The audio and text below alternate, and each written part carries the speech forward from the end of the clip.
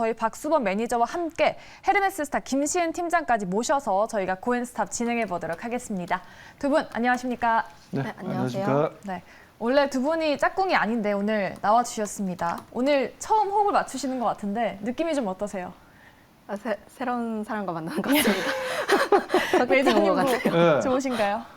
저야 뭐 좋죠. 예. 뭐 또 두 분이랑 꼭 데이트하러 듣기 위해서 네, 좋다고 알겠습니다. 생각합니다. 두 분의 궁합 오늘 기대를 많이 해보도록 하고요. 오늘도 외국인과 기관의 매수 상위 탑5 종목 보면서 이야기 나눠보도록 하겠습니다. 네, 오늘 외국인과 기관이 동반해서 삼성전자 그리고 LG 디스플레이를 담고 있고요. 기관은 카카오 그룹주 그리고 저희가 탑픽으로 찝어드렸던 현대두산 인프라코어를 담아가고 있습니다.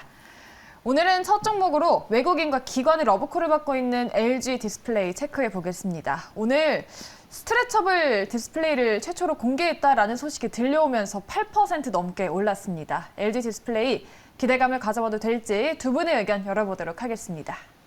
고! 네, 두 분 다 고 의견 주셨습니다. 팀장님이 지난번에는 이 디스플레이 업황 악화에 대한 이야기 해주셨는데 이를 좀 상쇄해 줄 수 있을 만한 이슈일까요? 네, 저는 뭐 상쇄해줄 만한 이벤트가 좀 발생했다고 보고 있습니다. 일단 저번 주 이 시간대에서는 X 의견을 드린 게 뭐 실적에 대한 불확실성 그리고 뭐 TV라든지 가전기기 시장에 대한 좀 업황 부진 우려라든지 LCD 상황도 안 좋고 OLED로 바꾸는데 시간이 좀 걸리지 않을까라는 불확실성이 좀 나타났지만 이 부분을 충분히 해소할 수 있는 이벤트가 나타나지 않았을까 싶습니다. 오늘 같은 경우에는 이제 세계 최초로 이제 플렉서블 약간 좀 고무처럼 휘어지는 그런 거를 개발한 걸로 좀 오르긴 했지만 일단 미국 시장에서 좀 주목해봐야 하지 않을까라는 말씀 드려보도록 하겠어요. 일단 중국 디스플레이 에 대한 제재 움직임이 계속적으로 나오고 있고 특히 미국 중간선거 이후에 반도체 이어서 디스플레이까지 중국에 대한 공급망 의존도를 좀 압박하는 움직임이 나오고 있기 때문에 관련해가지고 우리나라 기업이 반사수혜를 누리지 않을까라는 움직임이 보여주고 있습니다. 특히 뭐 미국 IT 업계 같은 경우에는 중국 디스플레이에 대한 의존도가 좀 높은 상황이다 보니까 관련해가지고 적극적으로 이런 방안이 추진될 가능성 높다라고 판단을 하고 있고요. 아무래도 중국이 디스플레이 업종이라든지 시장을 좀 독점하고 있다 보니까 관련 부분에서 미국의 행보로 인해서 변수가 생긴다면 국내 기업도 충분히 경쟁력이 있다라고 말씀드려보도록 하겠고 그래서 앞서서 설명해드렸던 뭐 불확실성에 대한 부분을 좀 어느 정도 해소해 주지 않을까라는 의견에서 의견을 드렸습니다. 일단 향후 전망 같은 부분이 불확실성한 부분이 있지만 일단 이슈는 긍정적인 이슈 나오게 되면서 매수세 계속적으로 들어오고 있는 모습 보여주고 있고 일단 15,000원 라인대 라인 좀 중요한 부분인데 일단 이 라인 같은 경우에 좀 충분히 돌파할 것을 보여주고 있다 보니까 관련 부분에서 돌파 매매 자리가 될 수 있다는 말씀까지 드리겠습니다. 네. 불확실성이 어느 정도 해소되지 않을까라는 의견을 주셨는데 이 디스플레이가 아직까지는 뭐 갈 길이 멀다라는 의견도 있었는데요. 매니저님은 좀 어떻게 보세요? 저는 이제 긍정적으로 좀 보고 있는 이유가 그렇습니다. 뭐 친구 따라 강남 간다고 지금 시장이 워낙 좋다 보니까 뭐 하나의 또 기저효과로 저는 올라오는 부분도 있다라고 좀 판단하고 있고요. 두 번째로는 지금 현재 보게 되면 일단 좀 숏커버링 물량도 좀 어느 정도 이제 공매도가 워낙 많았거든요. LG 디스플레이가 그동안. 그 부분에서 이제 숏커버링 물량이 좀 들어오고 있다라고 좀 보여지고 세 번째로 지금 이제 생각해 본다면 애플카에 대한 관심이 좀 높아지고 있습니다. 폭스콘이 지난주에 또 애플카 관련해서 제품을 또 출시했지 않습니까? 네. 또 그런 모델을 좀 보여줬다는 부분들이 이제는 우리가 아이폰만 만드는 게 아니라 이제는 우리가 아이카도 만들 수가 있다. 애플카요? 애플카죠. 애플카에 대한 관심이 좀 높아질 수 있다는 부분들에 있어서 저는 지금 LG 디스플레이를 비롯해서 LG 노텍, LG 전자 모두 좋게 보고 있습니다. 모두 좋게 보고 있고 분명히 애플카의 수혜가 예상되는 부분들이고 그리고 실제 LG 그룹 안에서도 지금 애플카를 대응하기 위해서 TF가 꾸려졌다 하더라고요. 그렇기 때문에 그런 관점에서 우리가 좀 봐야 되지 않나라고 말씀드리고 싶습니다. 네. LG 디스플레이에 대해서는 두 분 다 고 의견 주셨습니다. 애플카 이슈도 체크해 나가면서 대응해 보시면 좋을 것 같습니다. 저희 다음 종목으로는 외국인이 5거래일째 담아가는 HMM 체크해 보도록 하죠. 어제부터 해운주가 움직였습니다. 이 중국의 제로 코로나 정책 기대감 그리고 운임지수 반등에 대한 긍정적인 전망이 나옵니다. 해운주 살아날 수 있을지 HMM에 대한 두 분의 의견 보도록 하죠. HMM은 갈렸습니다. 어제 오늘 시클리컬 종목들이 좀 잘 갔는데 한번 가면 좀 오래 갈지에 대한 기대감 가져도 될까요? 저는 HMM이 그동안 보게 되면 워낙 그 수익률이 좋았기 때문에 거기다 이제 고점을 찍고 계속해서 실적이 좋게 나오는데도 불구하고 오랫동안 좀 주가 조정을 좀 받았다고 봅니다. 근데 최근 들어서는 뭐 오늘도 마찬가지였고 어제도 마찬가지였고 지수가 확실하게 좀 상승 추세로 전환되는 흐름을 보여주다 보니까 거기에 따른 좀 HMM이 좀 반등 흐름을 좀 보여준 부분도 있다라고 좀 말씀을 좀 드리고 싶고요. 그리고 HMM에 대한 이제 발틱 운임 지수를 떠나서 일단 좀 공화당이 된다면 저는 좀 미국 중간선거에 있어서 공화당이 승리를 하게 된다면 오히려 해운 운임 쪽이 좀 상당히 좀 살아날 가능성이 좀 높다라고 보고 있습니다. 그래서 지금 여론조사상 민주당보다는 공화당이 현재 좀 분위기가 오히려 좀 승리할 가능성이 좀 높다 보니까 그 부분들이 내일 결과가 나오기 전에 미리 좀 움직임을 좀 보여준 게 아니냐라고 좀 판단하는 부분들도 있어요. 그래서 저는 해운 쪽 같은 경우에는 그동안 좀 실적에 비해서 많이 좀 내려왔던 부분들.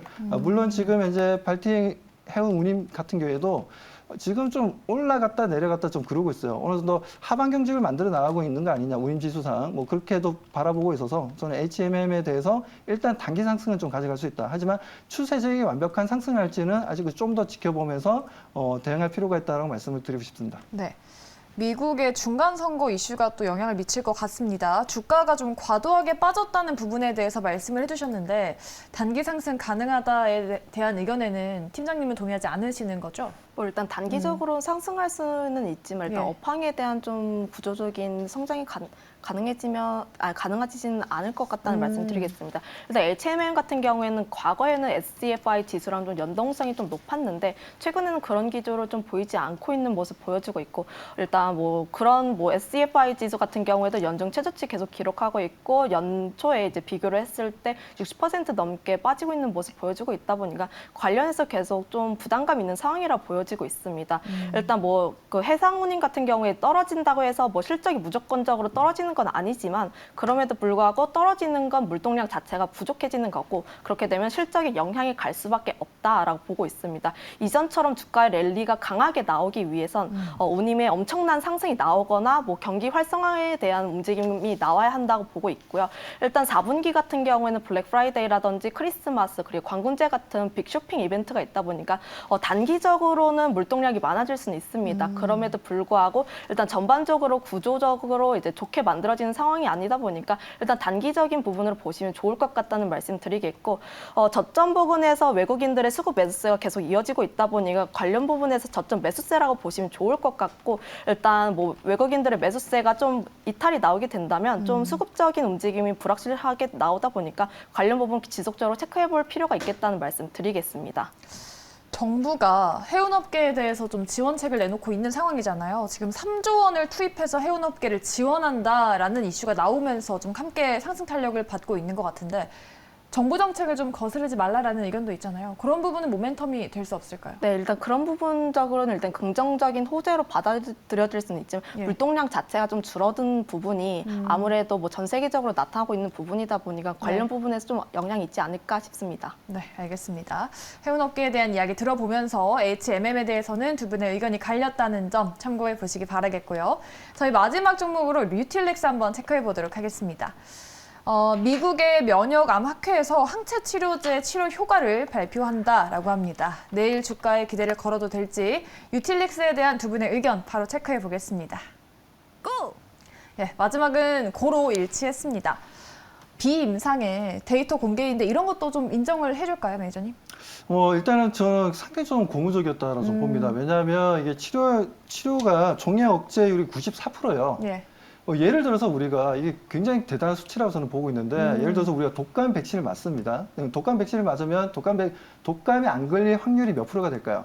50%밖에 안 돼요. 그러니까 뭐 아니면 도죠. 흑백 논리처럼 걸릴 수도 있고 안 걸릴 수도 있고 그 정도의 좀 확률밖에 안 되고 특히나 코로나 같은 경우에도 뭐 최근에 뭐 모더나도 마찬가지고 화이자도 마찬가지고 그들이 만든 백신 자체가 뭐 초기에는 뭐 80% 90%의 방어력이 있다라고 하지만 시간이 지나면 지날수록 어떻게 됩니까? 50%까지도 내려옵니다. 그렇기 때문에 그런 관점에서 보자면 유틸렉스가 지금 현재 종양을 억제할 수 있는 부분이 94%라는 건 상당히 고무적이고 이건 분명히 단기적인 상승 모멘텀 분명 된다라고 저는 판단해서 유틸렉스에 대해서 고라고 말씀드리고 싶습니다. 네. 우리 팀장님은 어떻게 생각하실까요? 이게 단기 모멘텀으로 작용을 할까요? 일단 뭐 기술적인 부분에서 굉장히 긍정적인 부분이라고 말씀을 해주셨기 때문에 그에 이어서 조금 더 말씀을 드려보자면 일단 비임상이라고 이제 실험을 하게 됐어요. 네. 비임상이 뭐냐면은 일단 신약을 개발했을 때 사람한테 하기 전에 돼지라든지 동물한테 먼저 실험을 하는 건데 우리나라 같은 경우에는 돼지에 먼저 실험을 합니다. 아무래도 뭐 장기라든지 관련 부분에서 좀 비슷한 부분이 많다 보니까 일단 그 부분에서 좀 유의미한 결과가 나오게 되면 사람한테도 유의미한 결과가 나올 수 있는 확률이 굉장히 높아지게 되는데 비임상에서 결과가 굉장히 긍정적으로 나왔어요. 그렇게 된다면 기술 수출에 대한 가능성도 높아지게 됩니다. 그에 따라서 일단 이 기업 같은 경우에는 뭐 기술 특례 상장이다 보니까 실적적인 부분에서 좀 잡히지는 않지만 실적 그 해외 수출이라든지 기술 수출이 계속적으로 나오게 된다면 실적적인 부분이 잡히게 되고 그에 따른 파이프라인이 확대되면서 모멘텀은 더욱 확대될 수 있다는 말까지 드려보도록 하겠습니다. 그러면 앞으로 유틸렉스 말고도 제약바이오가 상승을 이끌어갈지가 궁금한데 제약바이오 사실 매니저님이 많이 말씀을 하신 섹터잖아요. 그렇죠. 지금 네네. 경기방어주의 성격으로 좀 바라봐도 좋다라고 보시는 걸지 신약 모멘텀을 보면서 좀 앞으로의 성장성을 보고 투자를 해봐도 되는 섹터일까요? 저는 제가 봤을 때 뭐 지수랑 상관없어요. 개별적으로 올라갈 수 있다라고 보고 있습니다. 네. 물론 뭐 지수가 올라가면 더 좋겠죠. 아무래도 수급에 대한 안정감을 가지고 좀 가져갈 수 있으니까.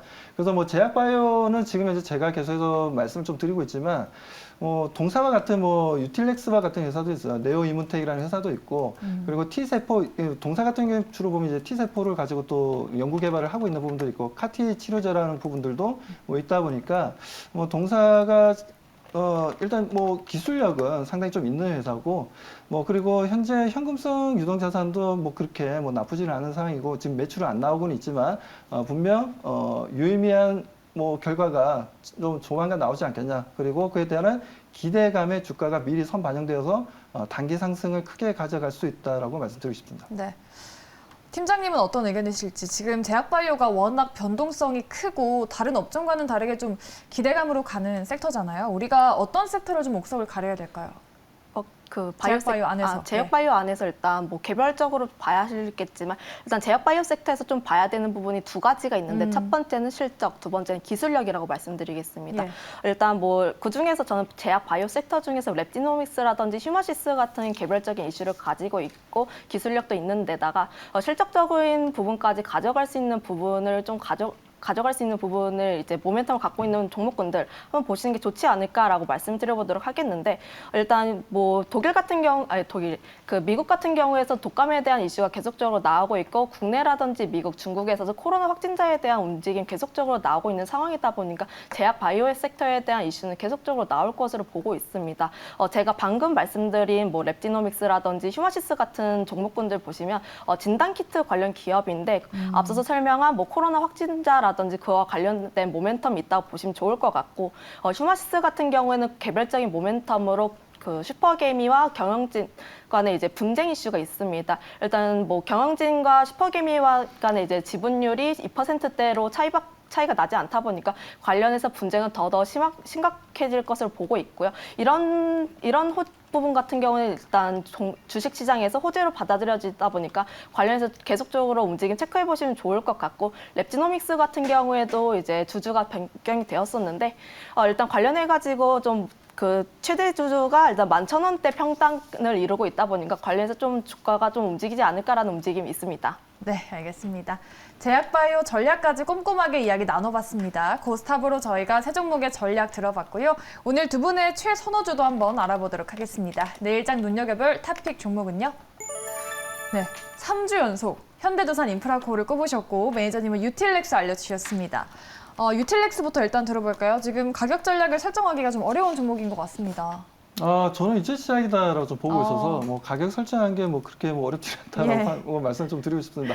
아무튼 뭐 앞전에 제가 말씀드렸다시피 지금 면역 항암제 같은 경우에는 뭐 T세포를 이용해서 하는 부분도 있고 치료제를 또 이용하는 부분들도 있고 그리고 NK세포를 좀 이용하는 부분들도 있고요. 그리고 미생물을 이용해서 하는 부분들이 있습니다. 그 중에서 동사 같은 경우에는 T세포랑 그리고 치료제를 현재 좀 만들고 있다, 세포 치료제를 만들고 있다라고 보시면 되는데, 뭐 그래도 유의미한 내용들이 좀 나와주고 있고, 그리고 동사만 움직이는 게 아니라 뭐 보면 이제 오늘 박셀바이오가 또 크게 움직였습니다. 뭐 박셀바이오도 좋은 임상 실험 결과가 좀 나왔던 부분들이 좀 주가 움직임에 좀 영향을 좀 주는 부분들이었고, 그리고 네오이문텍도 최근에 뭐 수급이라든가 주가 움직임도 괜찮고요.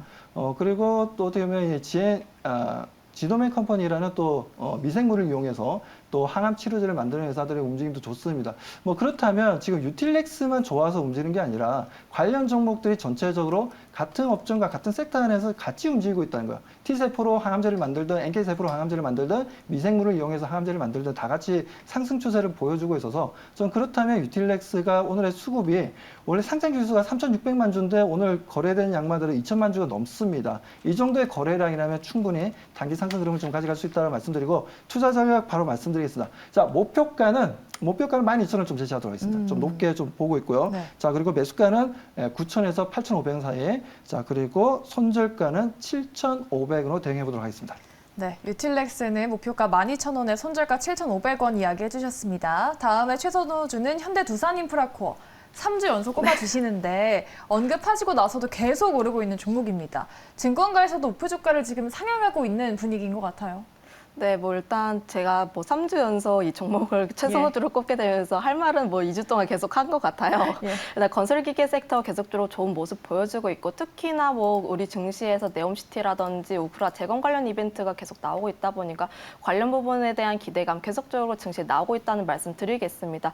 특히 이 기업 같은 경우에는 일단 저점 부근에서 뭐 가파르게 계속적으로 움직이는 모습 보여주고 있지만 3분기 실적 굉장히 잘 나왔고 4분기 실적도 중국에 대한 부분만 해결이 된다면 긍정적으로 나올 것으로 보고 있다 보니까 충분히 추가적인 상승률이 충분하다고 보고 있고요. 매수가 같은 경우에는 이제 뭐 저번과 다르게 조금 이제 목표가를 달성을 했기 때문에 변경을 하겠습니다. 매수가는 6,500원과 6,800원 그 사이에서 분할적으로 매수를 해보시면 좋을 것 같고, 목표가는 7,500원 그리고 손절가는 6,000원 제시하겠습니다. 네, 이렇게 두 분의 고엔스탑 의견과 내일장 공략주까지 저희가 들어봤습니다. 우리 매니저님이 오늘도 1시간 동안 열심히 네. 얘기를 해주셨는데 아직도 할 얘기가 남아있다라고 들었습니다. 너무 어디서 많습니다. 풀어주시나요? 네, 너무 많아서 하고 싶은데 그 부분들을 제가 5시부터 또 시작하니까요. 유튜브라든가 아니면 저희 사이트로 들어오셔도 되고, 그리고 지금 이제 네이버 밴드에서 MBN 골드 박수범이라고 치시면은 또 들어오실 수 있어요. 밴드 안으로 들어오실 수 있으니까요. 밴드에 들어오시면 아침마다 제가 계속해서 뉴욕 증시를 바탕으로 해서 시황이라든가 전체적인 이슈 정리라든가 그리고 그날 스케줄에 대해서 글을 올려드리고 있으니까요. 그래서 투자에 많은 도움이 될 수 있는 부분이니까 공짜입니다. 돈 받는 거 아니니까 많은 분들의 참여 바라겠습니다. 네. 지금까지 MBN 골드 박수범 매니저 그리고 헤르메스 스탁의 김시은 팀장과 함께했습니다. 두 분 보내드릴게요. 고맙습니다.